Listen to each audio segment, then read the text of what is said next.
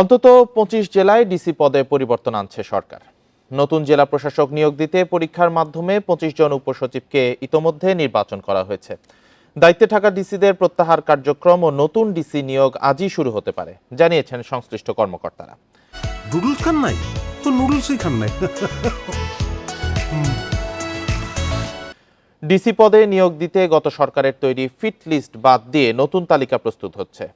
জনপ্রশাসনের বঞ্চিত ২৪, ২৫ ও ২৭তম BCS batch থেকে fit list তৈরির প্রক্রিয়া শুরু করেছে অন্তর্বর্তীকালীন সরকার। এদের মধ্যে ২৫ জন উপসচিবকে ডিসি পদে নিয়োগের জন্য সোমবার সন্ধ্যায় মৌখিক পরীক্ষা নেওয়া হয়। মন্ত্রিপরিষদ বিভাগ ও জনপ্রশাসন মন্ত্রণালয় থেকে জানা গেছে, বৈষম্য বিরোধী ছাত্র আন্দোলনের সময় গণবিরোধী ভূমিকা নেওয়া বিভিন্ন জেলার ডিসিদের প্রত্যাহার করা হচ্ছে। ইতোমধ্যে তাদের চিহ্নিত করা হয়েছে। গণ অভ্যুত্থানে নেতিবাচক কর্মকাণ্ডে জড়িত ডিসির সংখ্যা ২৫ থেকে ৩৫ বলে জানা গেছে।